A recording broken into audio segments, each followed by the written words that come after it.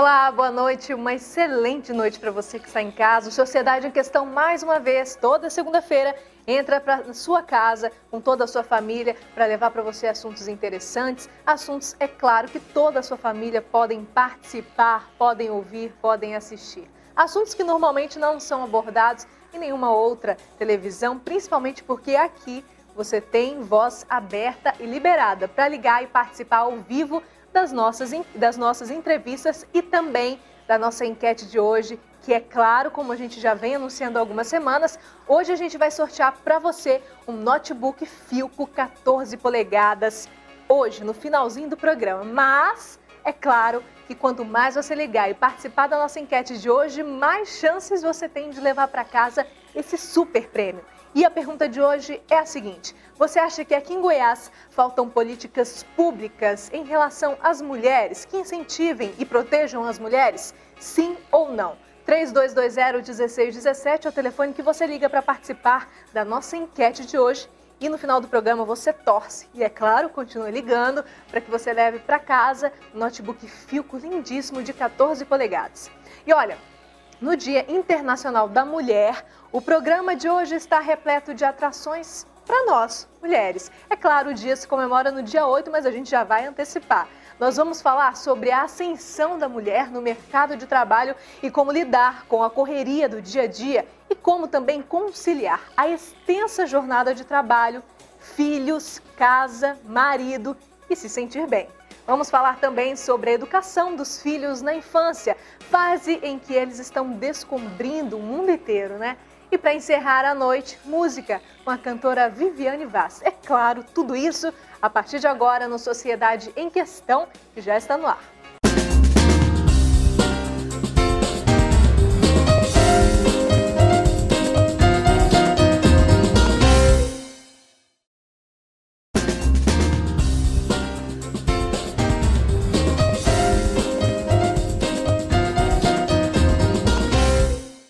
Estamos de volta com o Sociedade em Questão, agora 9h12.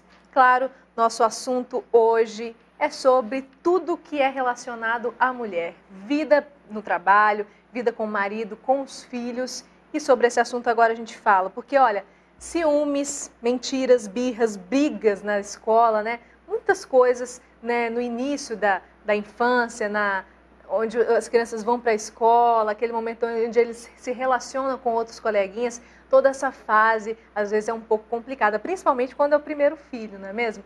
E agora a gente vai falar com a Adriane Cruvinel, ela é psicopedagoga. Boa noite, seja bem-vinda. Boa noite a todos, eu agradeço o espaço. Também vai falar conosco sobre esse assunto, como lidar com tudo isso, a doutora Evelyn Rocha, psicopedagoga também. Boa noite, seja bem-vinda. Boa noite, muito obrigada pelo convite. Mais uma vez estou aqui e espero contribuir com vocês e com todos os telespectadores. Bom, a gente falando sobre essa fase das crianças, né, esse momento em que vai para a escola e tudo, a fase infantil, ela é compreendida assim, de que idade até que idade?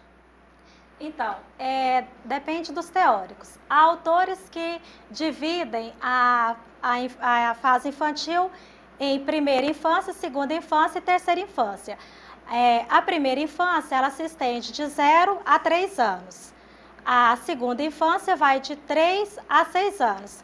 É a fase que a criança é bem egocêntrica e tem dificuldade de se colocar no lugar do outro. A terceira fase, ela se estende de 6 a 12 anos. Para Piaget, ele dividiu mais ou menos, seguiu mais ou menos a mesma linha, mas com outros nomes. Ele colocou como sensório motor a fase que vai de 0 a 2 anos. A pré-operacional de 2 a 7 anos. E a fase de 7 a 12 anos, que é a operacional concreta, e a partir dos 12 anos é a fase das operações formais. A infância, então, vai até 12 anos, segundo 12 anos. Os teóricos. Bom, agora, Evelyn, essa fase, assim, todas essas fases, né, que a gente vê primeira, segunda, terceira infância, enfim, até os 12 anos, de todas essas idades, qual é a mais difícil? Olha, primeiro, o desafio é grande para qualquer família e principalmente para qualquer mulher. Hoje nós sabemos que a mulher está inserida num contexto bastante diferente do que esteve as nossas mães, né? Do que estiveram as nossas mães.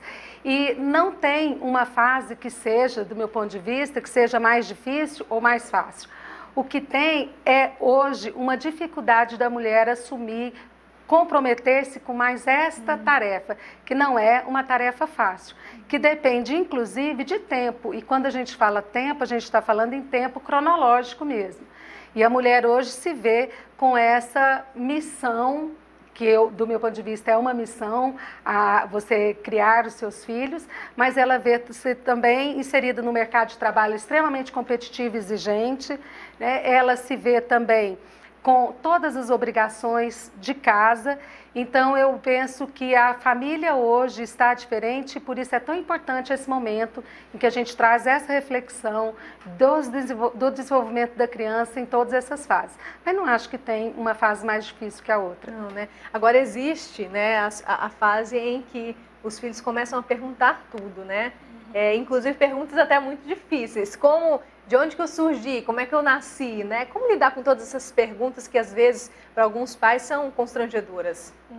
Então, essas perguntas, elas normalmente constrangedoras, elas surgem aí quando a criança tem mais ou menos 4 ou 5 anos, e há uma variabilidade aí, para mais ou para menos. Os pais devem responder de forma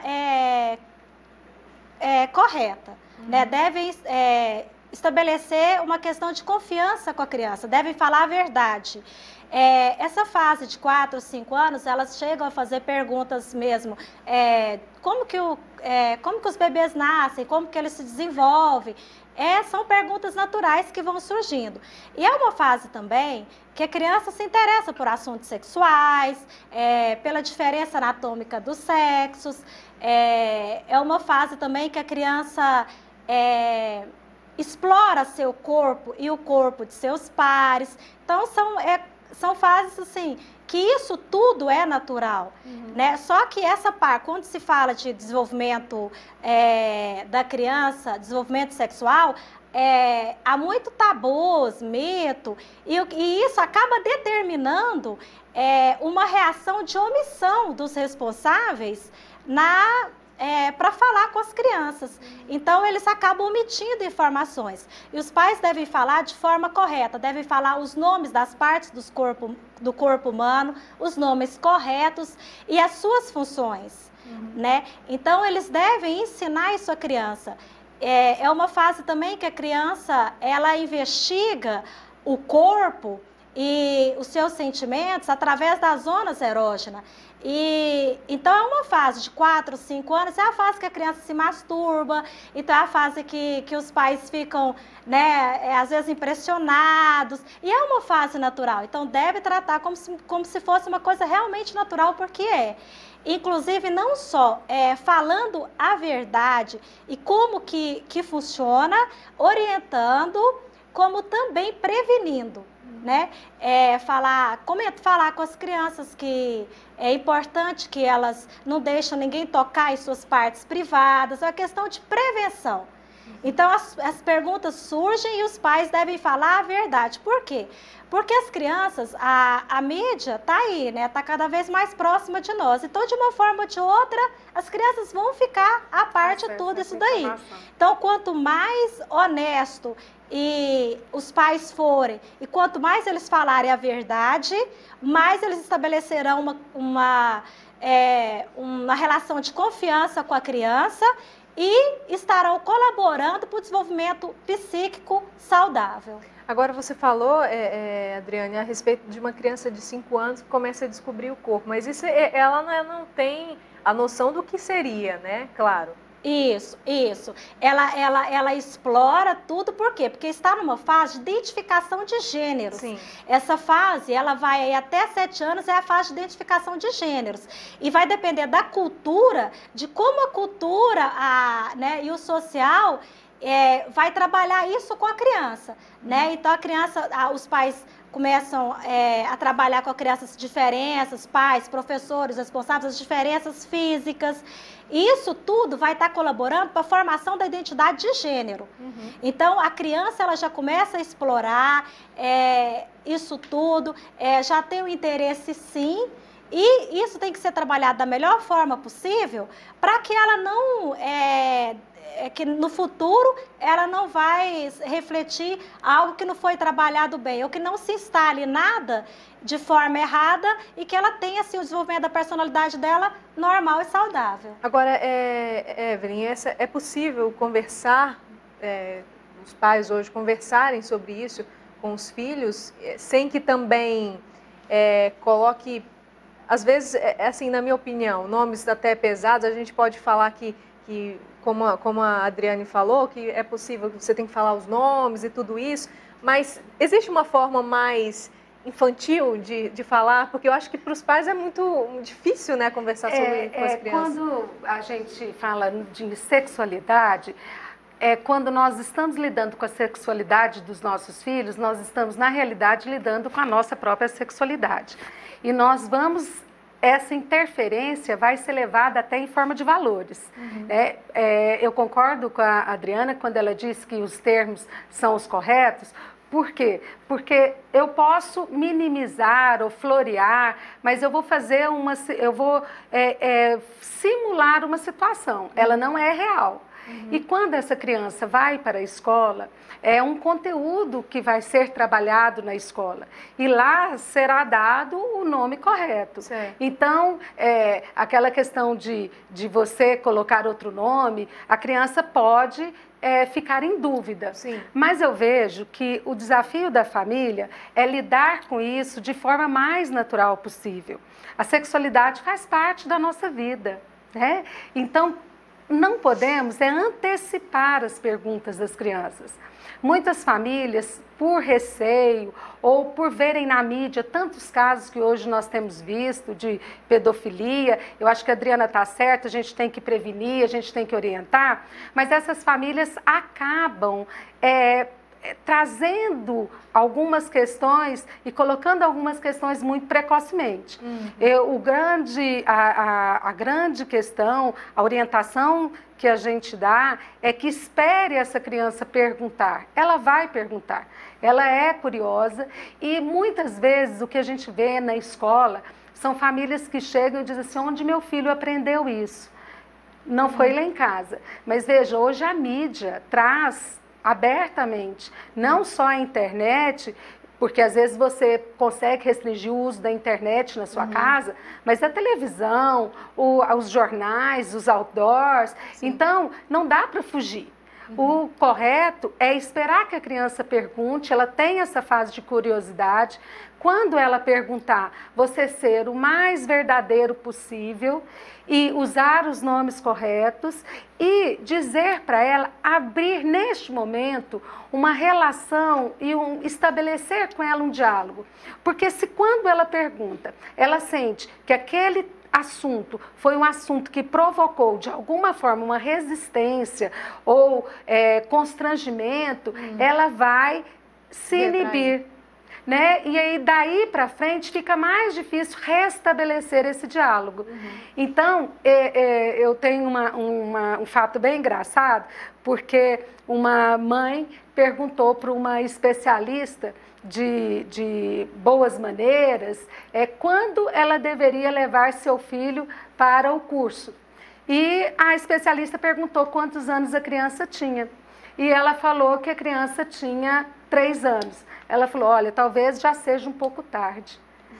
Por quê? Porque todos esses assuntos que nós estamos trazendo aqui, seja em relação à sexualidade, seja em relação às mentiras, em relação à criança pegar um objeto do colega e levar para casa, todos esses assuntos fazem parte de um desenvolvimento normal.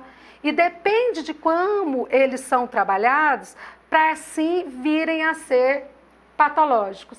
Então a gente fala com muita tranquilidade que criança não rouba, ela pega. Ela pode passar a roubar se aquilo não for bem orientado. Né? Criança não mente, ela conta uma versão que naquele momento possibilita que ela fuja de uma situação.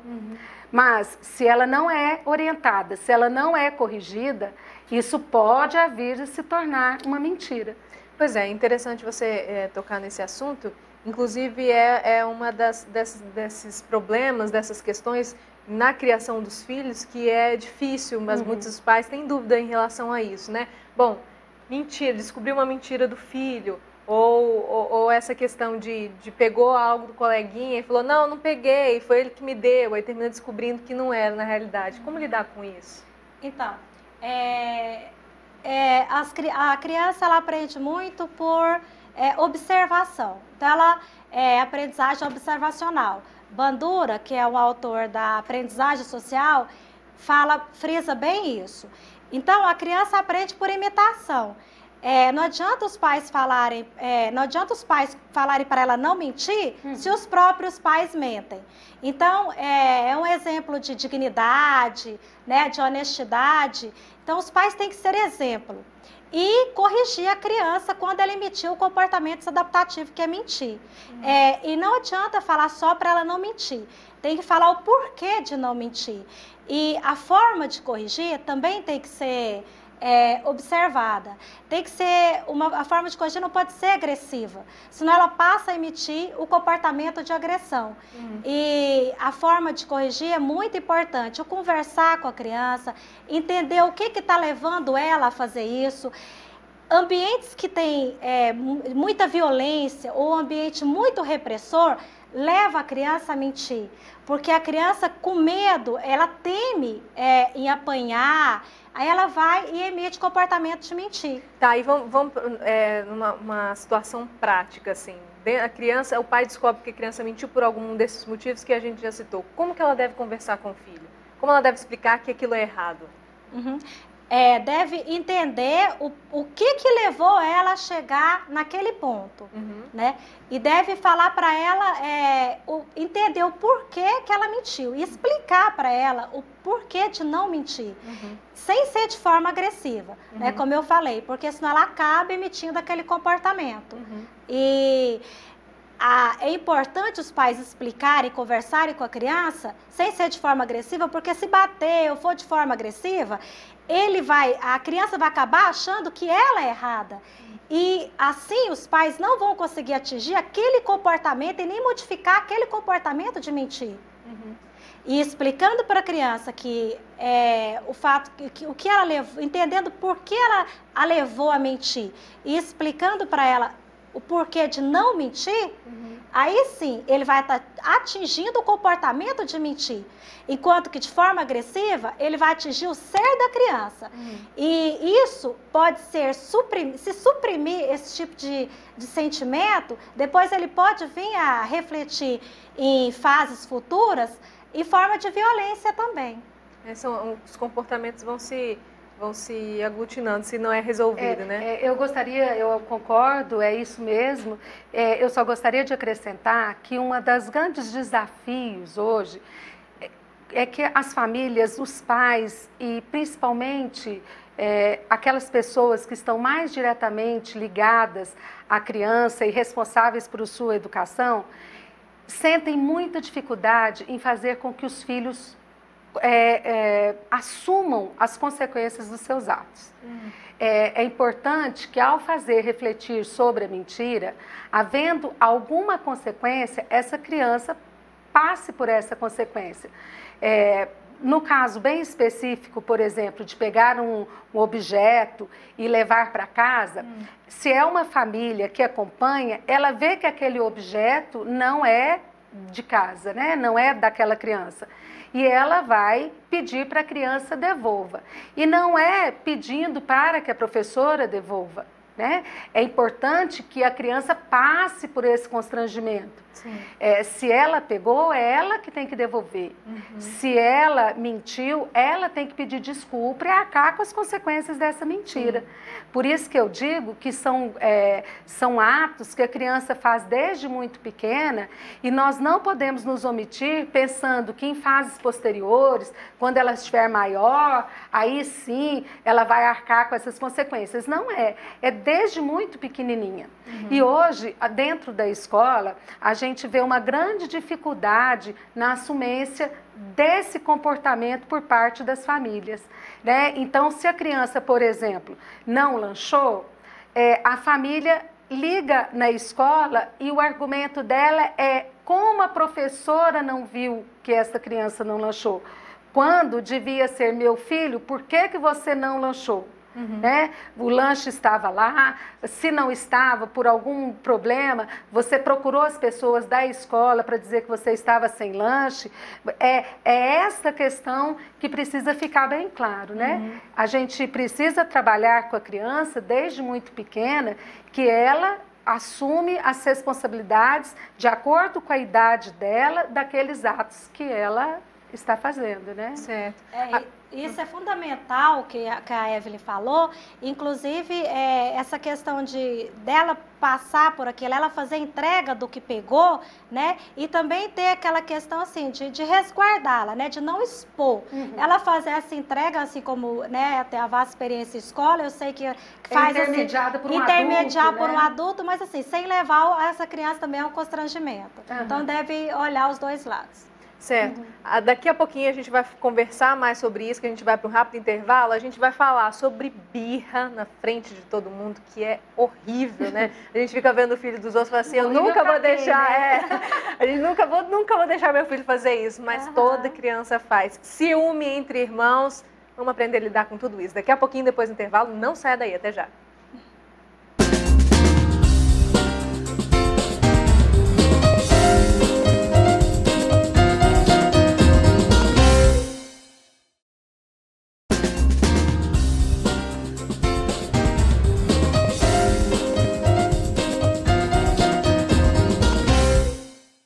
São 9h34, estamos de volta com a Sociedade Questão, ainda falando sobre as fases da infância, né, a criação de filhos, que hoje é tão difícil, né? Por que também é tão difícil, né? A gente está numa sociedade onde muitas informações chegam ao mesmo tempo e a gente, claro, tem que estar cada vez mais próximo dos filhos, conversando, como a Evelyn e a Adriane disseram, né? Conversando sempre com os filhos, informando sempre, porque eu acho que a primeira informação e você conversar com o seu filho, ele ter essa confiança em você, ele não vai precisar acreditar em mais ninguém, né? Principalmente no que é passado para ele. É claro que a gente sabe que a internet é sempre muito bom, mas existem algumas coisas que não são, né? Agora a gente falou a respeito que a gente ia para o intervalo e a gente ia falar sobre essas questões dessas birras, né? Porque quem não tem filho, normalmente quando está no supermercado, num shopping, vê aquela criança sentando no chão, deitando, né? Abrindo a boca e tem mãe que vai indo embora, né? E finge que não está nem vendo, né? E a gente fala, gente, mas meu filho nunca vai fazer isso, mas sempre tem uma hora que faz, né? Como é que a gente faz? Sempre tem a hora que faz. O que é importante é a gente considerar que em público a criança, ela sabe que aquele comportamento vai chamar a atenção. E a birra só existe porque tem público. Seja um público ampliado numa situação do supermercado, seja um público restrito, que seja a própria mãe, o pai ou algum outro familiar. É um momento em que a criança tem uma reação porque ela pretende alguma coisa e para ela conseguir aquilo que ela quer, ela vai dar um show. A birra é literalmente um show. Quanto mais público e mais plateia ela tiver, ou quanto mais vezes ela conseguir, através deste comportamento, o que ela quer, mais ela vai repetir esse comportamento. Você falou, e é muito interessante, porque quando a gente assiste de fora e a mãe sai andando, você fala assim, nossa, ela saiu, mas realmente, se há uma possibilidade de, naquele momento, desconsiderar aquela birra e se afastar, talvez seja para a criança entender que não adiantou. E ela dá 10 passos e vai mexer em outras coisas e a criança entende, bom, não consegui. Então ela para de dar a birra. Agora, se ela entende que todo mundo parou, formou um círculo em volta dela, a mãe atendeu imediatamente, constrangida pelos olhares das outras pessoas, nunca ela vai deixar de repetir esse comportamento. Então, a birra está estritamente relacionada ao fato de conseguir alguma coisa que num primeiro momento foi negado. Né? Ela só dá a birra porque em um primeiro momento foi negado. Agora, qual é a responsabilidade desta mãe? E porque é dificílimo? Porque, gente, é muito mais fácil você atender. É muito mais fácil você fazer por do que você ensinar, do que você chamar e do que você negar. Então, algumas coisas em uma situação pública que não vão comprometer, que você está em uma situação rodeada de amigos e a criança pediu alguma coisa, não é uma coisa difícil, atenda e depois reflita com ela que naquele momento não era para ter feito. E quando eu falo reflita com ela depois, é imediatamente depois. Chame ela até você e converse com ela. Agora, quando é uma situação que coloca a criança em risco, quando é uma situação que vai trazer consequências, você ignore essa birra, porque esse momento vai passar. O que é melhor? Então, essa ignorar, né? Às vezes é difícil, né? Como a gente estava falando. Porque ver a criança chorando, tem muita... Principalmente eu acho que as mães de primeira viagem, né? Ver a criança chorando, dando birra, eu acho que morre de vergonha. Não, cala a boca, tá aqui, né? E pra que tá a criança, né? E muitas vezes eu já vi, eu acho que todo mundo já deve ter visto, para fulano, quanto mais você manda a criança parar, mais ela não para, né? Então, os pais devem entender que é uma fase natural da criança. É uma fase que começa aí por volta de 3 anos e se estende até 4, 5 anos ou até mais. Então, a birra se manifesta assim, através do choro, escândalos, alta agressão. E por que as crianças fazem isso? Assim como a Evelyn falou, né? Porque a plateia é fundamental, né? É importante que tenha. Por quê? Porque aí é mais um ponto para vir a constranger os pais e a induzi-los a atender os seus desejos.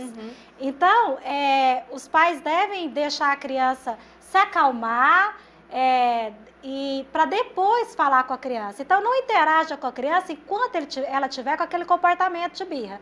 A criança se acalmando, aí ele passa a conversar com a criança. A primeira forma que funciona bastante é elogiando aquele comportamento. Você parou de fazer birra, então elogia em primeiro lugar. E depois ensina a criança que existem maneiras mais eficazes para lidar com esses comportamentos de birra, né? E ensinar que existem outras formas da criança expressar as suas necessidades. Então, tem que também fazer esse processo de aprendizagem social. Ensinar a criança a se expressar de outra forma, sem ser através do comportamento de birra. Porque a birra é uma tática manipulatória que a criança faz para manipular e que os pais atendam seus desejos. E também deve frisar para as crianças que nem sempre as suas vontades vão ser atendidas. Claro, e a gente vai falar sobre isso também. Mas a gente tem uma pessoa para participar ao vivo. Alô, boa noite? Boa noite. Boa noite, quem fala? Cristiano. Cristiano, você fala de onde? Do setor União. Tá ótimo. Obrigada pela sua participação. Qual a sua pergunta? Eu queria perguntar para os profissionais que estão aí se eles já fizeram algum estudo ou sabem de algum estudo de uma criança que foi criada somente pela figura do pai, como essa criança se transformou como adulto, e uma criança que foi criada somente com a figura da mãe, como que ele se transformou num adulto, né? Porque ambos são criações totalmente diferentes, né? São tratamentos diferentes. E se a criação de uma criança, quantos por cento é em cima da criação do pai e mãe, que para se transformar num bom adulto, ou e na índole dela, né? Se a índole da própria criança que vai fazer ela um bom adulto. Tá ótimo. Obrigada, Cristiano, pela sua participação. Qual das duas quer responder? Então, não é a criação de ser o sexo masculino ou feminino. É como que vai ser estabelecido a relação vincular com essa criança. É fundamental, né? Tem que ser duas coisas dosadas, limite e amor. Se o pai ou a mãe seguiu essas duas coisas que são fundamentais no desenvolvimento psíquico da criança, questão de impor limite e a questão do amor.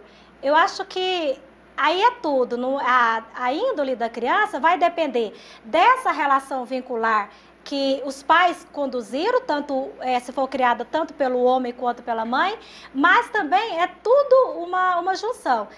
A criança ela nasce com temperamento, né? A personalidade da criança se forma, o caráter e a personalidade se forma. Então, é os três, né? É caráter, temperamento e personalidade. E o temperamento da criança, ele é muito influenciável pelo ambiente. Então, essa relação vincular, de impor limites, saber conduzir a educação do filho, que vai se unir ao temperamento. Então, é tudo. É o temperamento que a criança traz, né? A genética e a forma de como o pai ou a mãe vai lidar com essa criança. Aí independe a questão de passar valores, né? É a forma de passar valores que vai contribuir para a formação da índole. Tá, aí independe se é homem ou mulher. Eu queria trazer, agradecer a essa questão levantada, fundamental, e hoje de grande preocupação para as famílias. O telespectador foi muito feliz nas suas perguntas, porque ele traz uma possibilidade de nós falarmos sobre a família hoje. Nós temos uma família idealizada, composta por pai, mãe e filhos. Mas hoje nós vemos vários casais que, quando se separam, as crianças ficam sob a responsabilidade paterna ou materna, ou até na ausência de um deles por qualquer motivo, e até hoje em relações que são relações de homens ou de mulheres, né? E que criam filhos. Então, eu acho importante a gente desmistificar essa questão de que um desenvolvimento infantil adequado, dentro do esperado, quer dizer que seja numa família como essa que nós idealizamos, né?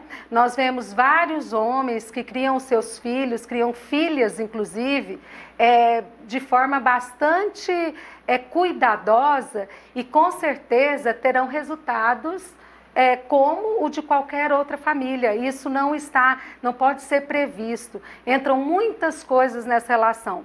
Como a Adriana disse, a questão dos limites são importantes e a questão do afeto, e isso pode ser dado tanto pela figura masculina como pela figura feminina, né? Então, não vejo, e eu me esqueci o nome do telespectador. É o Cristiano. Cristiano, você não pense no futuro a longo prazo. Se você está criando seus filhos no dia a dia, dando a eles amor, limite, colocando-os para conviver em um meio adequado, acompanhando, abrindo formas de diálogo, com certeza isso refletirá em um futuro, um indivíduo capaz de atuar e de conviver socialmente. Tá ótimo. A gente tem mais outra pessoa para participar. Alô, boa noite? Boa noite. Oi, boa noite. Quem fala? Eu gostaria de não falar meu nome. Tudo bem. Pode fazer a sua pergunta, então. É porque eu tenho um neto que quando ele cisma uma coisa, ele, assim, para comprar um brinquedo para ele quer de qualquer maneira. A gente pode falar que não tem dinheiro, não pode comprar, mas de todo jeito ele chora e quer esse brinquedo, o Ioiô, né? É muito caro, aí ele cismou que queria de qualquer jeito. Quantos anos ele tem? Ele fez 7 anos. 7 anos. Aí ele lê desse jeito. E a senhora acha que isso está errado e gostaria de saber como é que se resolve? Eu acho que é errado, né? Porque ele é um pouco difícil de entender, assim, né? Se falar que não tem, ele acha que tem. Entendi. Tá ótimo. Obrigada pela sua participação. Inclusive, a pergunta dela se encaixa muito bem no que eu gostaria de perguntar, porque muitas mães, a gente ainda está falando, pegando o gancho da birra, muitos pais veem a criança dando birra porque quer um patins, quer uma boneca, quer uma bola, quer um sorvete que naquele momento não dá para comprar, né? Porque muita gente não tem condições, ou ele acha que naquele momento não tem que dar aquilo para a criança porque simplesmente ela não precisa daquilo naquele momento. Mas para colocar isso na cabeça da criança é complicado, né? Agora, tem muitos pais que não colocam limites nessa questão. Então, tudo que o filho pede, dá. Principalmente para suprir a falta de tempo, a falta de atenção, que muitas vezes acontece pelo fato de pai e mãe trabalharem o dia inteiro. Como essa criança que é criada sempre com seus pedidos atendidos, ela se torna uma criança mimada e ela se torna um adulto, um adolescente problemático, mimado, ou que tem algum desvio de caráter ou de personalidade por causa disso? Olha, eu gostaria de dizer para você que nessa questão entram duas coisas fundamentais no desenvolvimento de uma criança. A questão do consumismo e a questão da preocupação com o atendimento às necessidades que aquela criança se coloca, independente de realmente ser necessário, né? Está muito vinculado ao consumismo. E hoje a mídia, ela favorece esse consumismo. Você vê que todos os programas que a criança assiste, passa ali, esse ioiô, por exemplo, vira uma febre, todos eles querem o ioiô. Agora, o que é importante? Primeiro é que não é não. E é não uma vez só. A criança vai entender isso. Ela não entende da primeira vez, você explica. Agora, ela vai tentar até fazer você ceder. O que tem acontecido hoje é que os pais cedem com muita facilidade. Né? Então, o que acontece? Porque eles não querem aguentar aquela situação de choro, de constrangimento, da criança ficar enjoadinha, eles acabam acabando com aquele problema e o jeito mais fácil de acabar é dando aquilo que a criança quer. Você falou assim, olha, que os pais, eles vão dar sempre o que a criança pedir, mas chega um momento que não podem.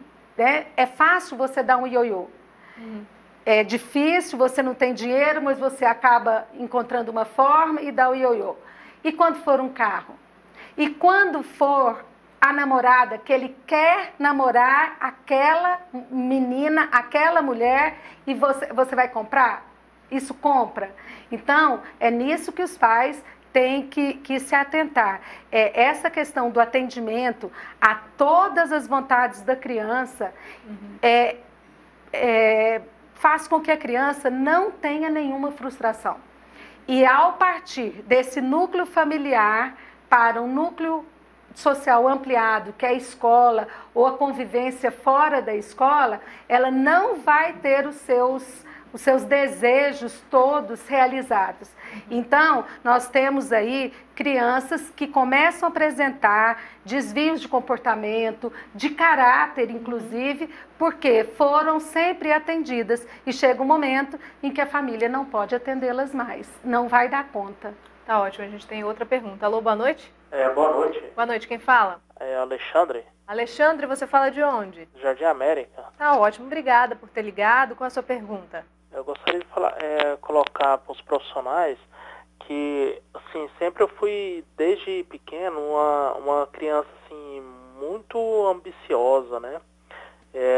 Sempre foi muito rápido tudo na minha vida. Aos 15 anos comecei a trabalhar, aos 19 eu tinha 3 empregos, aos 22 eu consegui um apartamento já na área nobre de Goiânia, aos 28 já com carro importado. E isso hoje me faz selecionar muito as minhas amizades, seja relacionamento, porque é como se assim, eu estivesse selecionando pessoas do meu nível, né? Então, assim, de certa forma não me atrapalha hoje na minha vida. Como que eu poderia colocar isso para o meu filho? Será que seria saudável dar esses exemplos para ele, de uma pessoa ambiciosa, uma pessoa que sempre focada na vida, até porque hoje nós moramos num país muito capitalista, né? Ótimo, obrigada pela sua participação, Adriana. Então, eu acho que tudo que se for trabalhar com a criança e colocar, ensinar, tem que ser de forma dosada. Nada em excesso é bom. pode se tornar patológico. Ambição demais é patológico. Ciúmes demais é patológico, né? Dando um exemplo. Então, assim, tem que dosar isso daí. Eu acho que tem que ter ambição, sim. Ambição é bom desde que seja dosada, né? E ensinar a criança também e sempre valorizar ela, né, no que ela faz. E mostrar para ela também os dois lados, medir essa questão de ambição, né? Eu acho que tem que ser trabalhada de forma dosada com a criança. Isso passado para ela de forma assim, como se ela estivesse achando e crescer, como se isso fosse uma coisa absoluta e muito importante, aí sim, pode vir atrapalhar a estrutura da personalidade dessa criança. E uma coisa, um traço não bem trabalhado, pode desencadear outros sintomas. Então, eu acho que ambição é bom, mas desde que dosado. Agora, existe também essa questão da personalidade da criança, né? Que às vezes, eu acho que no caso, não conheço, né, o telespectador, mas eu acho que no caso dele é mais foco e objetivo do que a própria ambição no sentido ruim, né? Eu acho que ele teve foco, teve objetivo e correu atrás através do trabalho dele, né? Então, eu acho que colocar esses princípios de que você trabalhando, tendo foco e objetivo, você consegue chegar lá, é uma coisa. Agora, você colocar na cabeça da criança ambição, essa questão de ambição já é uma palavra mais forte, né? Como a Adriana disse, eu acho também que essa questão desmedida, ela está muito relacionada ao consumo, quer dizer, você trouxe um exemplo muito interessante de como se desenvolveu a sua vida em busca de algumas coisas e daquilo que você conseguiu. O que a gente tem que saber, e você não deixa claro, é se quando você conseguiu o que você tem, isso satisfez você enquanto pessoa.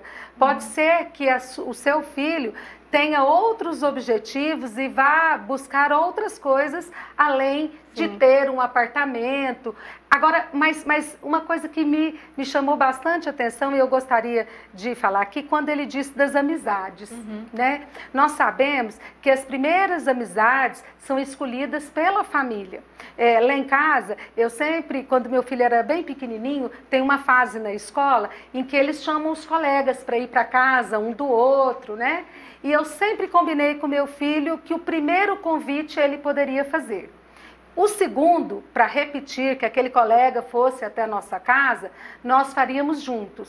Por quê? É importante que os pais abram a casa para receber os colegas dos filhos, para que possam observar esta criança, para verem que se esse comportamento, se a educação que essa outra família está dando para o seu filho, corresponde àquilo que você tem como valores e que você quer passar para o seu filho.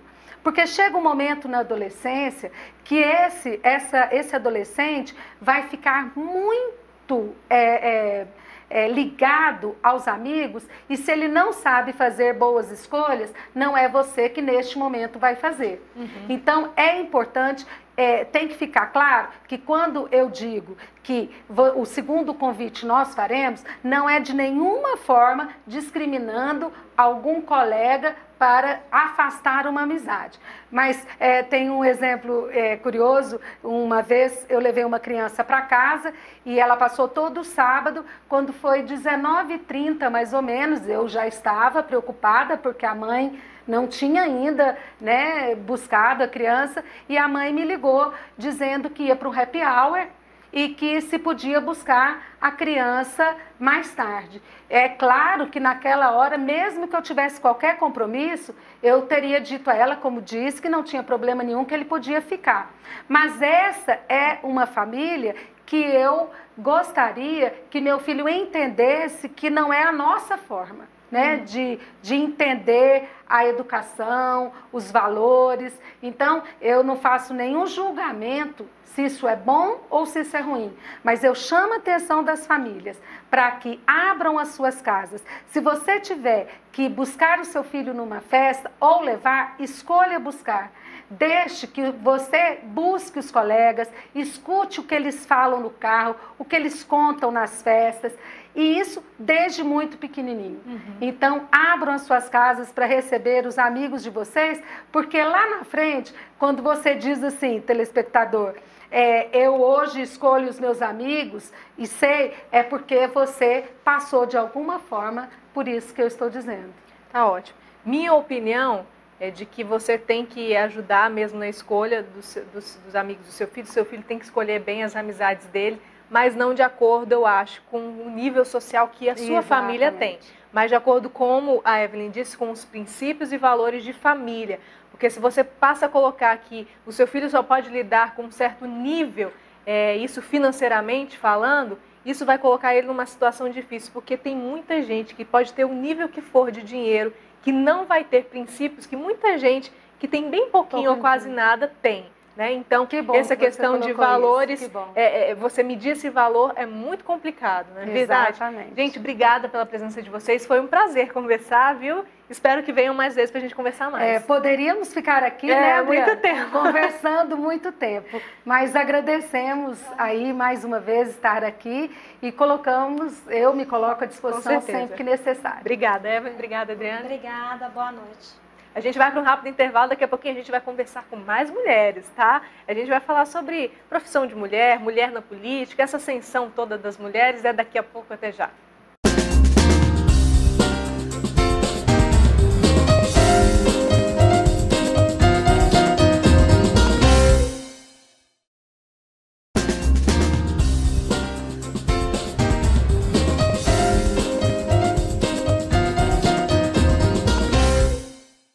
São 10h04, estamos de volta com Sociedade em Questão, nesta segunda-feira completamente feminina, porque é claro, essa é a Semana da Mulher e a gente não abre mão disso, né? Mas como a gente percebe sempre aqui no Sociedade em Questão, os homens sempre participam e muito, viu?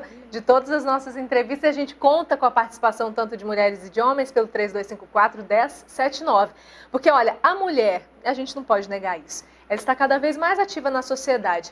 Ela lidera grandes empresas, países, nós temos uma presidenta, né? Presidenta Dilma Rousseff do nosso país, temos outras presidentas ao longo em todo o mundo, a gente tem mulheres de sucesso que comandam empresas que são grandes, temos pedreiras, temos mulheres que rejuntam, de todas as situações onde mulheres não entravam, inclusive na política também, hoje elas entram. E a gente vai falar sobre duas também que são super bem-sucedidas em tudo que fazem. A gente fala agora, nesse momento, com a Mariana Gidrão, terapeuta holística, especialista na área de sexualidade. Boa noite, seja bem-vinda. Boa noite, Mariana. Obrigada pelo convite mais uma vez, é um prazer estar com vocês e obrigada por todos nós, os pessoal que está nos assistindo. Tá ótimo, agradeço também. E a gente fala também com a doutora Cristina Lopes, vereadora aqui em Goiânia, super bem votada nessas últimas eleições. Obrigada pela participação, viu? Obrigada, Mariana, pelo convite. Gostaria de cumprimentar todos os telespectadores da Fonte TV. É um prazer, mais uma vez, estar com vocês hoje no Sociedade em Questão. Bom, doutora, muita gente já conhece, principalmente pelo fato também, hoje, e a gente se deve muito desse trabalho que a senhora teve, e de todo o exemplo, né, de vida, experiência e do trabalho que a senhora desenvolveu, que chegou até esse momento em conseguir ser vereadora e muito bem votada aqui pela cidade de Goiânia. Como é que foi essa sua ascensão, tanto na profissão, quanto a chegar nesse momento a assumir uma posição hoje em que, é claro, as mulheres estão tomando posicionamento na política, mas ainda é um pouco tímido, né? Mariana, eu trabalhei muito com a política estudantil, né, na época em que eu fiz educação física no estado do Paraná, e após a minha queimadura, meu incidente, eu vim tratar em Goiânia e fui convidada pelo Dr. Nelson Piccolo. Ele me sugeriu que eu voltasse a Curitiba e fizesse o curso de formação em fisioterapia. Na época, a fisioterapia era um curso muito novo, minha queimadura aconteceu em 86, e eu voltei, prestei o vestibular, cursei 4 anos e voltei então para Goiânia para estabelecer o serviço de atendimento de fisioterapia em queimaduras, dentro do pronto-socorro para queimaduras. E aqui então eu construí a minha cidadania, meu renascimento foi no estado de Goiás. E estou no hospital desde 91, trabalho há 23 anos nessa área E a partir do trabalho com queimaduras, várias outras frentes se abriram. Eu fui uma das fundadoras do curso de fisioterapia no estado de Goiás, na Exefego, que hoje é uma unidade da UEG, e fui também uma das fundadoras da Sociedade Brasileira de Queimaduras, do Núcleo de Proteção aos Queimados, trabalhando aí para a valorização e para o desenvolvimento das terapias no atendimento à vítima de queimadura. Paralelo a isso, trabalhei e trabalho muito na assistência da mulher, principalmente na mulher que é violentada, na mulher que é agredida rotineiramente, que infelizmente ainda hoje nós vivenciamos um número muito grande de agressões. Isso porque a senhora fala a respeito disso, inclusive, como a senhora disse que foi um renascimento aqui em Goiás, né? Toda essa mudança na sua vida, porque realmente essa queimadura foi uma vítima de violência que a senhora teve há 26 anos atrás, né? Isso, foi em 86, 27, né? Quase 27 Pode me chamar de você, viu, Mariana? Tá bom.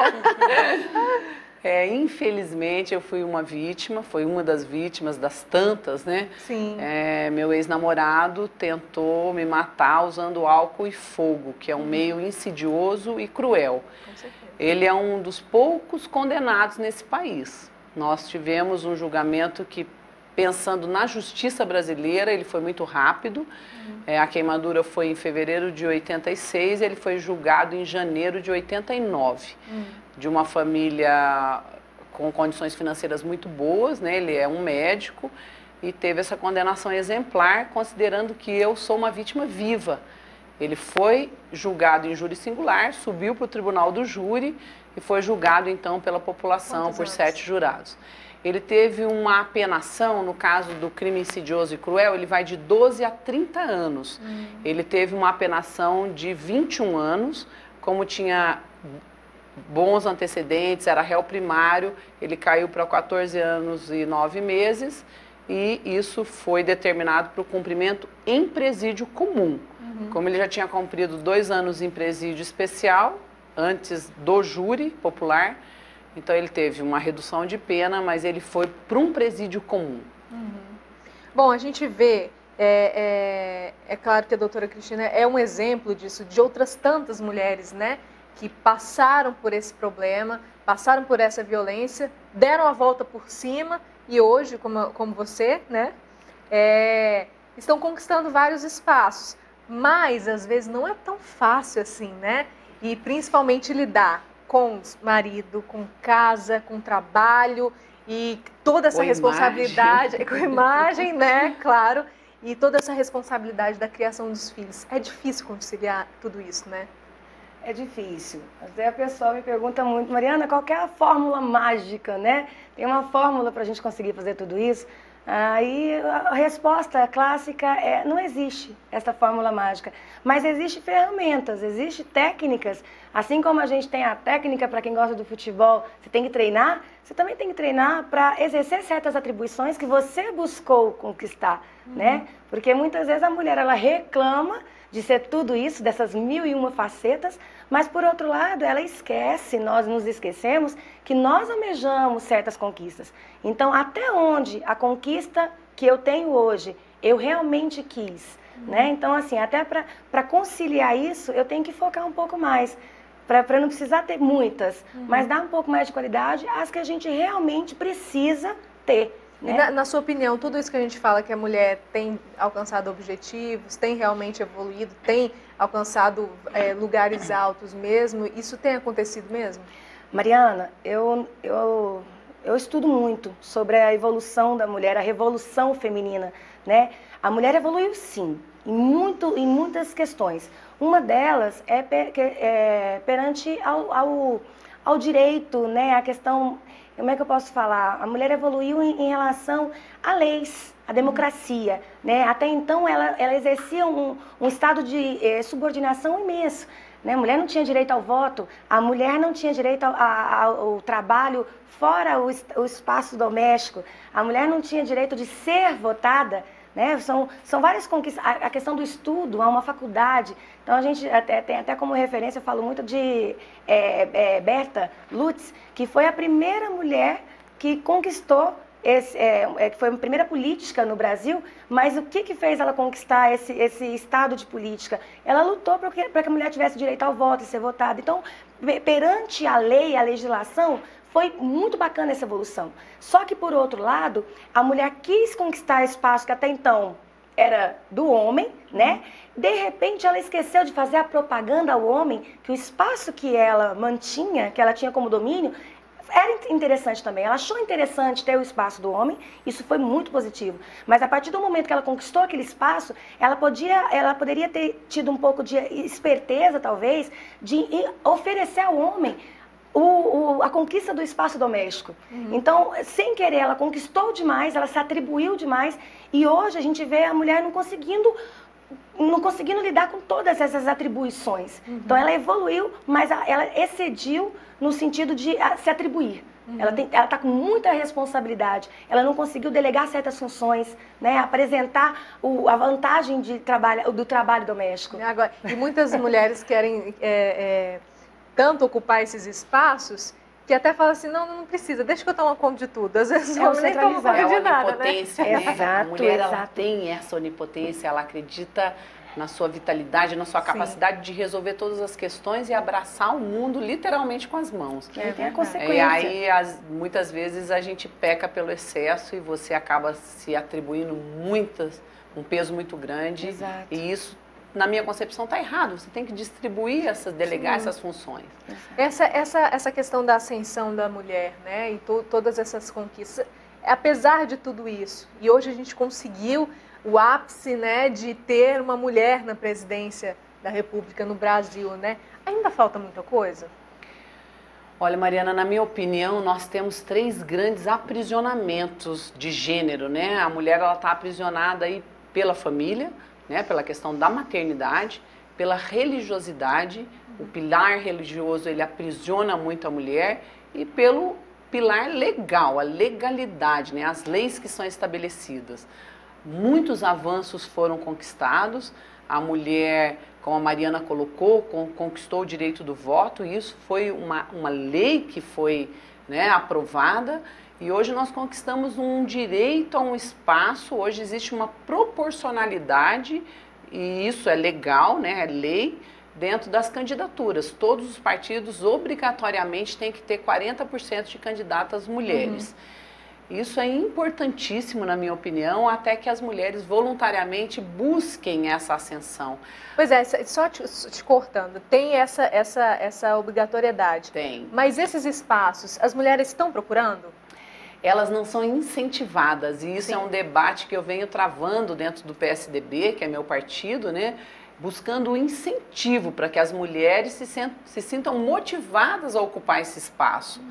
O que eu vejo hoje muito dentro da política, e não só do meu partido, mas de todos os partidos em geral, existe uma disputa de espaço de uma mulher com o espaço da outra.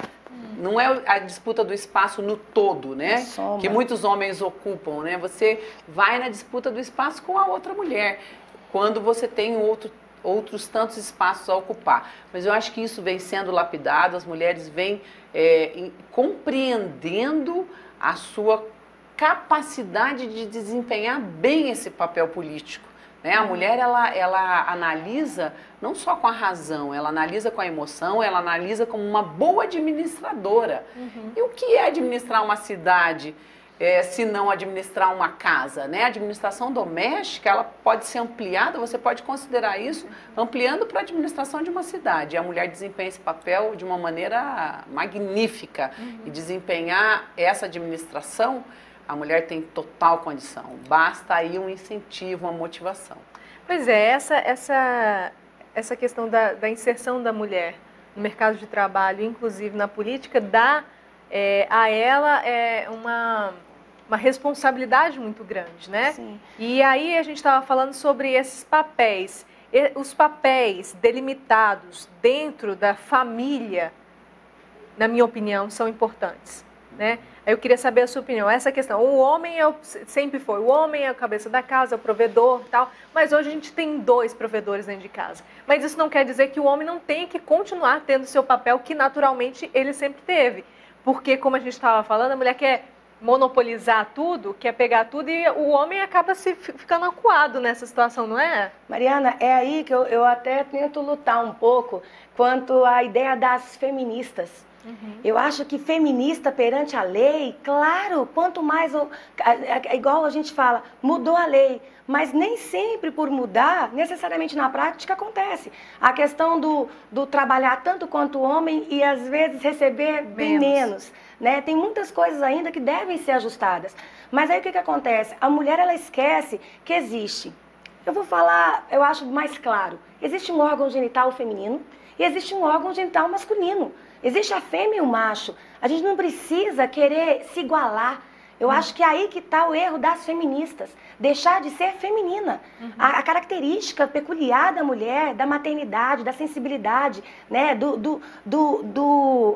da menstruação, certas coisas peculiares do sexo feminino não podem deixar a mercê, deixar separado. Então, assim, a partir do momento em que a mulher ela entende que ela tem que conquistar o direito dela, pela competência dela, e ao momento que ela adquirir isso, ela saber que ela vai evoluir com a soma junto aos homens, ela se vê não como mulher, mas ela vê como um ser humano.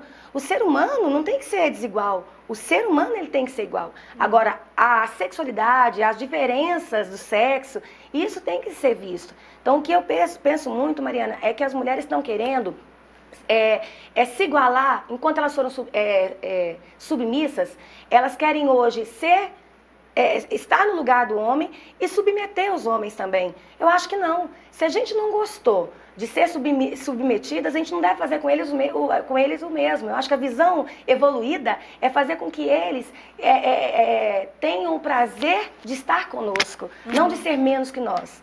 Então, eu acho que é a ideia do somar. E mais, Mariana, as mulheres que começarem a aprender que uma tem mais poder junto à outra, eu vejo que hoje existe uma competição muito grande entre nós mulheres. Aquela que brilha, aquela que tem conteúdo, ao invés da outra falar assim, poxa, eu quero tentar seguir o mesmo caminho que ela, eu quero tentar ser uma vereadora de conteúdo, não só para preencher cota, né? Porque hoje o que mais tem são mulheres que chegam a alguns homens, você tem um potencial, você tem liderança, vamos preencher cota. Não é preencher cota, é realmente fazer a diferença, é mostrar um histórico de vida, né? de profissão, não sei. E somar com as outras mulheres, ver na outra aquilo que ela pode se acrescentar como mãe, como esposa, é por aí. É a gente aprender a somar mais, invejar menos, né? Nós estamos muito nessa parte da estética aí a gente começa a regredir de novo, então tem que tomar cuidado.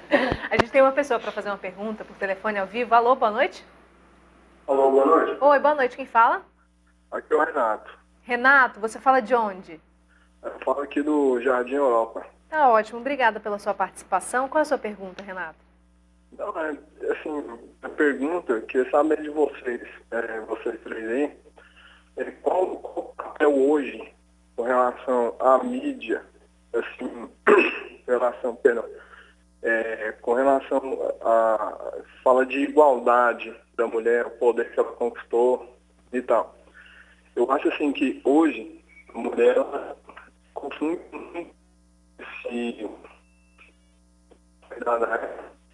e assim, deixando de ter a mulher tem muita feminilidade, entendeu? Renato, desculpa, a sua ligação está cortando. Por favor, tenta ligar de novo para a gente poder entender qual é a sua pergunta. Mais ou menos, eu estava entendendo que é o que a gente estava falando, inclusive. Dessa vontade de crescer e tal, e perder muito, talvez o lado feminino, né? Eu gostaria de fazer só um retorno aí à questão anterior. Na verdade, o movimento feminista, e eu, assim, trabalhei muito no movimento feminista. O movimento feminista estava surgindo no Brasil nos anos 80, exatamente na época do meu incidente, da tentativa de homicídio. Jaqueline Pitangui, que é uma grande socióloga, era presidente do Conselho Nacional da Mulher, e vários conselhos estaduais surgiram naquela época. E, na verdade, a maioria das mulheres que trabalharam, que militaram no movimento feminista, elas eram extremamente femininas, né? Eu lembro de vários encontros que a gente ia, que elas tricotavam, elas faziam crochê à noite. Eu achava aquilo muito engraçado, porque na teoria você acha que não é esse o perfil das feministas, mas elas eram extremamente femininas e elas trabalharam e lutaram para o respeito das individualidades, exatamente isso que a Mariana coloca, o respeito do que é um corpo feminino, o respeito do que é gerar um filho, mas elas defendiam a igualdade de direitos. E é isso que a gente defende, a igualdade de direitos. Exatamente essa questão. As mulheres desempenham muitas vezes a mesma função que o homem e ganham muito menos. Isso é um absurdo. Sim. Mas em momento algum nós queremos tomar o lugar dos homens, mesmo porque nós amamos os homens e nós amamos ser mulheres, né? Agora, o que eu sempre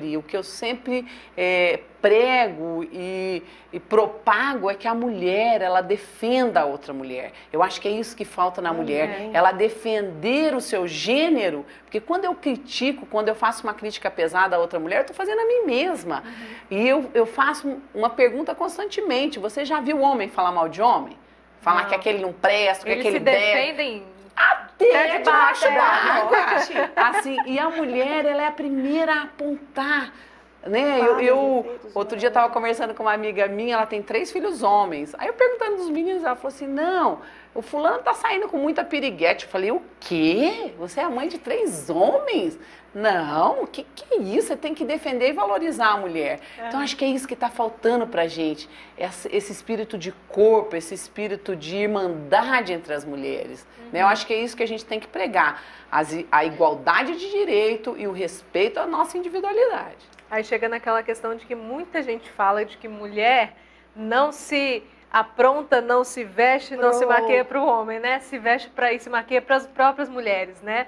Para se mostrar, para mostrar que é mais bonita, que consegue Mariana, ser mais bonita. Eu acho que até o que o Renato estava falando inicialmente, ele falou da mídia. Eu acho que a gente tem que tomar muito cuidado, até porque a mídia vende um padrão de mulher que é 5% da realidade das mulheres. Nós somos 95% contra 5% que aparece na mídia. As mulheres que se vendem na mídia, igual hoje eu brinquei com a Evelyn, que estava aqui, ela falou assim, ai, será que eu tô com a imagem legal? Eu também estava falando se eu estava ou não, eu falei, tô linda. Aí eu falei assim, mas quer saber, nós estamos aqui hoje, não é para vender corpo. Eu tô aqui hoje, Mariana, eu acredito plenamente nisso, que eu tô para vender conteúdo. Então, assim, é o que menos se vende na mídia em relação à imagem feminina, é conteúdo feminino. Vende-se o T, o corpo, o peito, o bumbum, o glúteo, o corpo. Aí eu falei assim, se fosse para vender a imagem, eu com certeza não estaria falando. Porque as que têm isso, normalmente, elas não empregam o financeiro no estudo. É muito mais na estética. E as mulheres, que são 95%, que assistem à televisão, que olham para a mídia, elas consomem isso, esses 5%. Então, o que acontece? Chega um ponto em que a mulher ela não acredita na mulher que ela convive. Na Mariana que está aqui, na nossa vereadora, na mulher, na minha mãe, na minha avó, nessa mulher normal que tem estria, que tem celulite, que às vezes está triste, que às vezes engorda, que às vezes emagrece. Ela começa a acreditar na mulher que não existe. No sentido assim, percentualmente, nós somos normais. A mulher que sofre, a mulher que tem problemas. Mas a mídia vem de uma frustração. Quanto mais você acreditar que aquilo ali é o real, você mais vai buscar aquilo ali e não vai dar valor em si mesmo. Então, a partir do momento... Por que a gente fala, às vezes, assim, ela é piriguete? No sentido que a piriguete, ou sei lá, a mulher que se prostitui, é aquela que não se dá valor. Porque se eu me dou valor, o homem vai me dar valor também. Então, por que a gente for falar assim, homem não dá valor em mulher? Eu creio, até tem alguns homens aqui que têm boas escolhas, né, pelos times que eu estou vendo aqui, eu creio que os homens, eles sabem também o que é uma mulher de valor. Eles gostam da piriguete, né? Os homens gostam da gostosona, mas a partir do momento em que a gente entra numa estrutura familiar, a partir do momento que a gente fala sobre uma mulher de profissão de conteúdo, que ele vai apresentar para a mãe dele, aí, minhas queridas piriguetes, desculpe dizer, mas não se mantém um casamento sendo piriguete, se vendendo e não se dando valor. Se a gente se der mais valor, eu acho que as coisas mudam de figura. A gente tem outra pessoa para participar ao vivo. Alô, boa noite? Boa noite. Oi, boa noite. Quem fala? Vânia. Vânia, de onde você fala? o Garavelo. Garavelo, obrigada por ter ligado. Qual a sua pergunta ou a sua colocação? Eu queria fazer uma pergunta para ela, para Joselina, assim, que eu entrei no programa agora. E, assim, eu mergulhei tanto no trabalho que eu esqueci de mim, perder minha autoestima. Como fazer, né, para ter de volta? Tá ótimo. Pergunta pra você? Foco, né? Autoestima. É Sônia? Isso. O nome dela? Sônia, boa noite. E boa noite a tantas Sônias. Eu não deixo de ser uma Sônia. Muitas vezes, quando a gente... em algum momento, eu foquei muito a maternidade. De repente, eu me vi mãe. Eu sou mãe de 2 crianças maravilhosas. Beijo, filha. E aí, o que aconteceu, Mariana? Eu esqueci que eu era esposa. Aí chegou um momento, eu até dou uns testemunhos, porque eu falo o que acontece na minha vida, aquilo que eu consigo reverter. E chegou um momento em que meu esposo, sem querer ou condicionalmente, ele começou a me ver como mãe. Porque eu virei mãe. Tem momentos em que a gente só vira profissional. Não, agora eu trabalho. E esquece de outras responsabilidades que a gente tem, como esposa, como mãe, como filha, né? Então, o que acontece? Se nesse momento, eu vou explicar para você, mas tentar explicar, você acha que você perdeu essa autoestima, busque primeiro, já que você é tão boa profissional, né? Normalmente quando a gente é uma boa profissional, é porque a gente consegue cuidar muito do outro. Uma boa mãe cuida muito do outro, mas tenta cuidar de você. E cuidar de você, claro, a nossa imagem fala. A gente tem que ter vaidade, sim, cuidar da gente, ir no salão de beleza, mas a gente tem que cuidar muito da nossa alma. E aí, Sônia, e outras Sônias por aí, a gente, para cuidar da alma, não tem nada melhor. Tem médicos, né, que trabalham essa área, terapeutas, psicólogos, mas eu vou falar o melhor psicólogo de todos. Aí eu vou falar não de religião, mas vou falar de Deus. Procure Deus, pede para Ele te mostrar o que é para Ele a melhor coisa do mundo. Somos nós somos filhas dele. Então busca essa autoestima A autoestima está em mim. Olha para você, assim como você olha para as pessoas onde você trabalha, para as pessoas que você está ao redor, para cuidar do outro, você tem que cuidar primeiro de você. Tá ótimo. Tá? Doutora, pode falar. Eu gostaria só de completar o que a Mariana está dizendo e te dar um recado, Sônia, não é nem propriamente um conselho. Busque a sua raiz, busque dentro de você a sua origem. Sua família, seus amigos, aquelas pessoas que você deixou esquecida aí no envolvimento do trabalho. Você vai se ver muito neles. Então, buscar aquelas pessoas que você deixou no passado, aquele prazer que você deixou no passado. Quem gosta de ir a um cinema, quem gosta de ver vitrine, quem gosta de ir para um parque, né? Busca a sua raiz. Isso é essencial na sua reconstrução. A autoestima, ela precisa da nossa base, do nosso chão. E seu chão é a sua raiz. E estar com pessoas que façam isso, né? Que façam você estar bem, né? Que te tragam essa raiz que você disse, que te tragam essas experiências para te mostrar que você era uma pessoa mais feliz, por que você era uma pessoa mais feliz, pessoas que te colocam para cima e não que te colocam para baixo, né? Porque tem muita gente, porque às vezes quando a gente está para baixo, a gente parece que busca gente que coloca mais para baixo, né? Então você tem que buscar a sua família mesmo, né? Como a senhora... E eu costumo falar muito isso no hospital para os meus pacientes, porque é muito comum quem está sofrendo vira para você e fala assim: ah, mas se Deus quiser eu vou ficar bom, se Deus quiser eu vou curar. Eu falo muito, Marianas, Deus sempre quer o melhor pra gente. Com certeza, agora, ele já você quer. tem que dar o primeiro passo. É verdade. Porque é muito acomodado. Não, Deus vai resolver. Não, ele vai resolver. Mas você tem que dar o seu primeiro passo. A gente tem uma pessoa para participar ao vivo. Vamos ver quem é. Alô, boa noite. Alô, boa noite. Oi, quem fala? Aqui quem fala é o Tiago. Meu nome é Tiago, meu apelido é Buiú. A Mariana me conhece muito bem. Buiú! Beijo, Buiú! Eu tô muito bem de a Mariana aí. Eu gosto muito da Mariana. Tudo que a Mariana tá falando aí, eu fico sem palavras para poder expressar o que ela tá falando. Aí eu conheço, tem muito tempo, desde criança, assim, conheço toda a família dela, conheço toda a índole da família dela. E eu não vou falar mais nada. Tudo que eu falar aqui vai ser pouco para poder expressar, assim, o tipo de pessoa que a Mariana é. Aí é uma pessoa fantástica, viu? Agora você conseguiu emocionar ela, viu? Ai, meu Deus, nunca que imaginava, meu Deus. Ela tá quase chorando aqui. O Buiú tem uma história muito bonita, Mariana. O Buiú, ele já foi um menino de rua. O Buiú já foi engraxate. E o Buiú, ele quis evoluir. Ele quis crescer. Ele deu o passo, sabe? Ele acreditou que por mais que a vida às vezes como é que é aquela música? O mundo pode te fazer chorar, mas Deus te quer sorrindo. E o Buiú é uma característica de luta, sabe? E aí não é feminino, masculino, é humano. Eu acho que isso é bacana. Obrigada, Buiú. Que surpresa. Quanto tempo que eu não vejo. Continue crescendo, hein, Buiú? Com certeza, gente. Olha, mas essa questão que a gente estava falando, eu gostaria de até puxar para o trabalho que a senhora está fazendo. Porque até de tudo que já foi feito, que você falou, que dessa luta, né? Eu queria saber, porque principalmente a gente sabe que hoje em dia, infelizmente, apesar de toda essa evolução, todas essas conquistas, as mulheres ainda continuam sendo vítimas de violência, ainda continuam se silenciando muito a respeito disso. E a gente vai falar sobre isso daqui a pouquinho. A gente vai para um rápido intervalo, daqui a pouquinho a gente volta.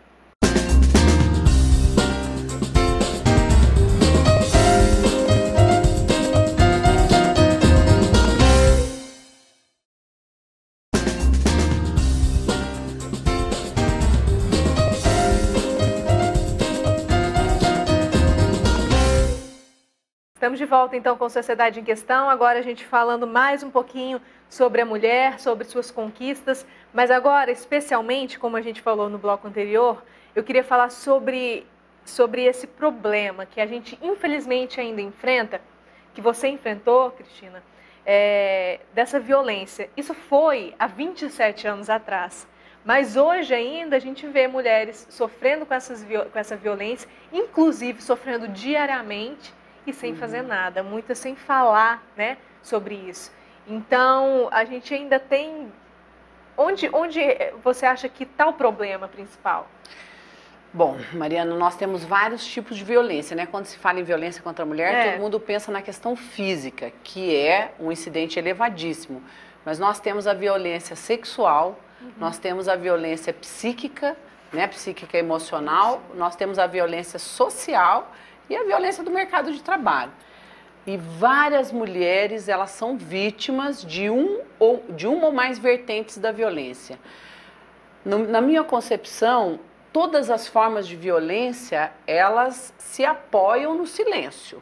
A partir do momento que você não reage, que você não se posiciona, que você não determina um limite, não, aqui você não vai avançar, né? E muitas das mulheres não determinam esse limite porque elas nem compreendem que elas estão vivenciando um processo de violência. Esse entendimento vem ao longo dos anos, porque a gente tem aí uma questão cultural, né? Nós fomos criadas aí com o dogma da igreja, com o dogma da família, né? Existe uma pressão cultural muito grande em cima da mulher. Você tem que aguentar, né? Que você tem que aguentar, você tem que suportar. Então as mulheres vão compreendendo e essa relação da violência, ela está muito apoiada no silêncio e muito apoiada também na impunidade. Eu tenho dito muito isso, o crime que não é punido, ele é permitido.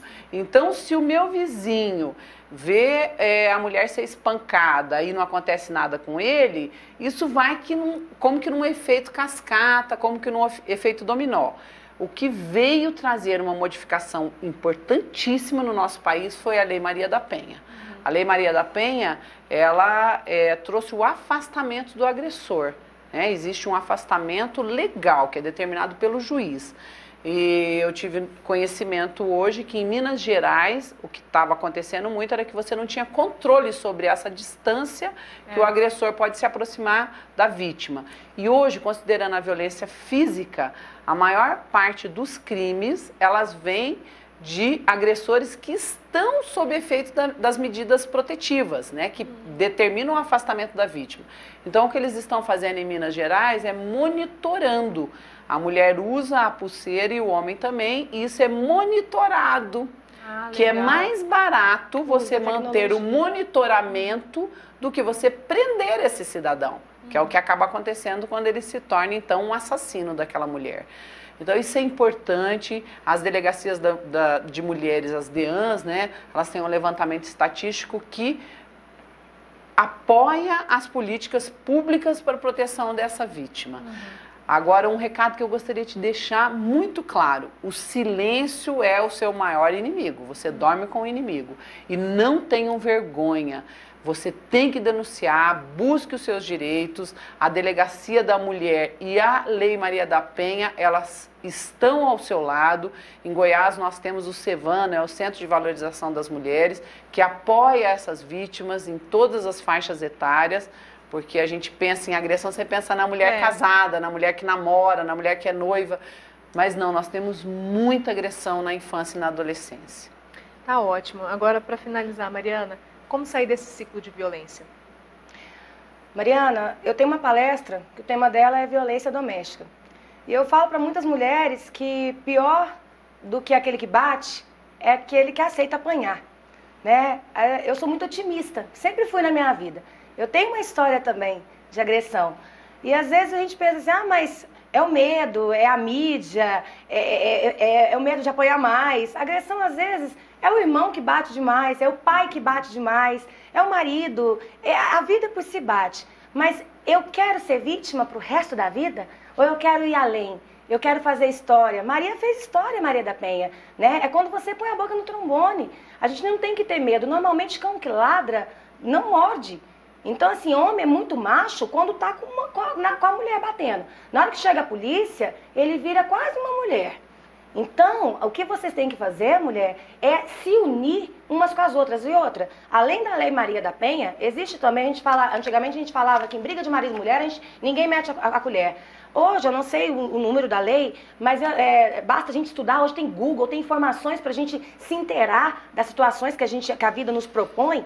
Então, começa a pesquisar. Tem uma lei que fala que o vizinho, quando ele denuncia, aquilo ali já vale. Porque às vezes ela tá tão amedrontada, a mulher que apanha tá tão coagida com medo de contar, porque eles ameaçam. Ele bate e fala, se você contar, eu te mato. Então é nessa hora que entra o vizinho, entra a civilização. É você cuidar do outro, é você fazer com o outro o que você gostaria que fizesse. E aí eu deixo o encerramento falando a frase de Chico Xavier, que é aquela assim, não tem como a gente voltar atrás e fazer um novo começo. Mas qualquer um de nós, aqui, quem está nos assistindo, a gente pode começar agora, não só no Dia da Mulher, no mês da mulher, e fazer um novo fim. Né? Então, vamos tentar fazer isso unidos. Obrigada, Mariana. Obrigada a você, Mariana. Doutora Cristina, obrigada pela presença, viu? Muito obrigada pela sua participação. Boa noite, Marianas. Boa noite a todos os telespectadores. Estou à disposição de vocês no gabinete número 2 da Câmara Municipal de Goiânia e conto com a participação popular para a gente, de fato, buscar uma transformação para a nossa cidade. Tá ótimo. Obrigada. A gente vai para o rápido intervalo, daqui a pouquinho tem música, viu? É claro, com mulher, porque esse é o mês das mulheres. Até já.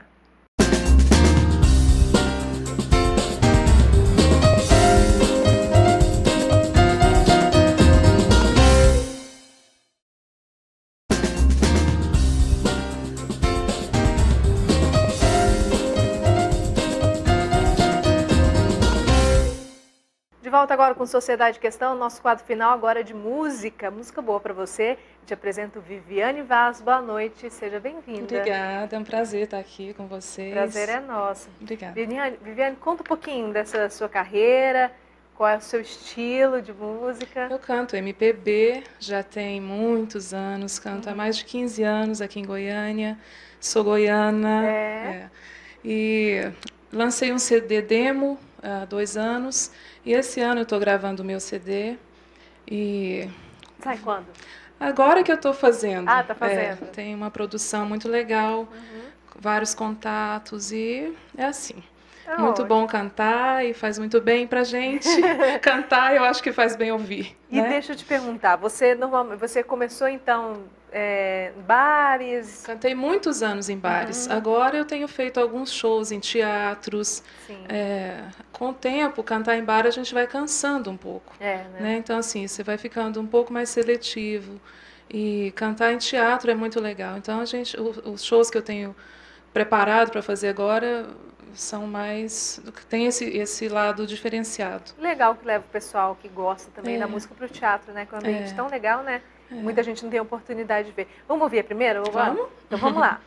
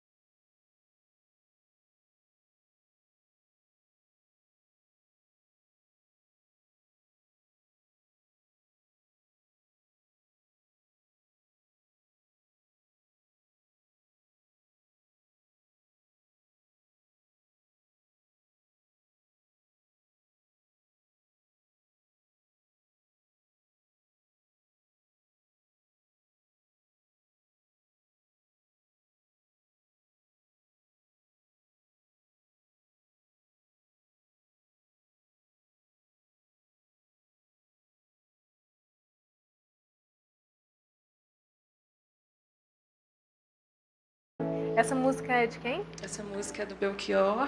Foi gravada pelo Fagner, pelo Roberto Carlos, pela Elis. Nossa, só fera, né? Ai, menina, é uma responsabilidade. Responsabilidade grande, mas ficou ótimo. Obrigada, parabéns. Muito obrigada. Você, nesse início, você falou que já canta há mais de 15 anos. Teve algum artista, algum cantor que você se inspirou para começar a cantar, interpretar? Eu comecei cantando aqui. Na verdade, comecei cantando minha carreira mesmo em Lusiânia, porque eu morei em Lusiânia há algum tempo da minha vida. Mas eu vim, a coragem mesmo eu tive, inspirada em 2 artistas goianos que devem estar me assistindo, que são meus padrinhos, eu os considero. E eles me consideram também como afilhada, que são o Luiz Augusto e o Amaury Garcia. Eu ia passear, a menina ainda, bem mais novinha que eles, e ouvia aqueles caras cantando e achava o máximo, porque eu sempre gostei demais de música. E eles me dando aqueles toques, mas que menina que canta bonitinho, e eu muito tímida, ainda sou muito tímida. E eu achava belo aquilo, então eu comecei a criar coragem de cantar. Então eu me inspirei muito neles, e por eles que eu estou aqui. Eu falo isso muito, eu tenho uma gratidão eterna por esses 2 caras, que eu admiro imensamente. Como é que está essa preparação do CD? Tem músicas suas que você compõe também? Eu componho, eu escrevo apenas, eu não sei, eu não toco instrumento, eu arranho apenas piano e violão. Então é difícil para mim. Eu já escrevi algumas letras, então no CD vão entrar 2 músicas minhas, eu acho. Ainda estou na preparação do repertório, na escolha, então. Mas eu acho que sim, vamos ver o que é que o produtor vai dizer.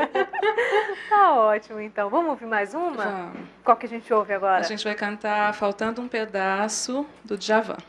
Adoro.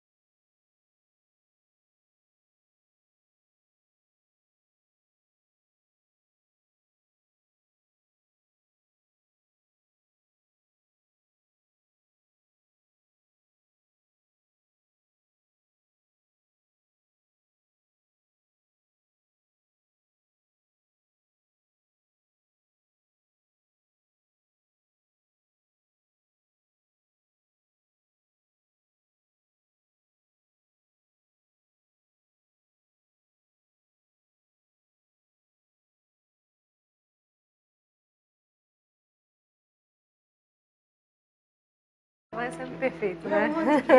Eu adoro. Maravilhoso.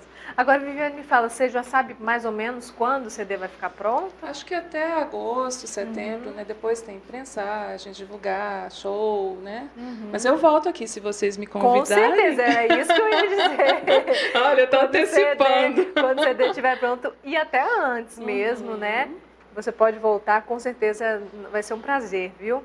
Eu queria só interromper rapidinho aqui, porque quem ligou no 3220-1617 para participar da nossa enquete, a gente fez o sorteio, agora eu vou te falar quem é o ganhador. O telefone é 628543, final 74. Parabéns para você que levou um notebook 14 polegadas novinho da Philco. Amanhã a nossa produção entra em contato com você, tá? Para você pegar esse super prêmio aqui na Fonte TV. Bom, Viviane, eu queria agradecer muito a sua presença, viu? Obrigada. Prazer recebê-la, conhecê-la. Muito obrigada. E o convite mais uma vez, tá? Tá, bem sim, obrigada. Com certeza. Queria que você deixasse o seu telefone de contato, né? Tá. O meu telefone é 9263-8486. Tá aí, ó, no vídeo. Quem quiser ligar, contratar para shows, tá aí o telefone. Repete, 62? 9263-8486. Quero agradecer a presença do meu amigo Conrado Carvalho. Está comigo há muitos anos, meu amigo e meu grande músico parceiro. Com certeza. Tá? Obrigada pela presença, tá? Obrigada, Conrado. Uma excelente noite para você. A gente volta na próxima segunda-feira. Claro, a gente termina com música. Viviane Vaz. Obrigada, muito obrigada. Boa noite.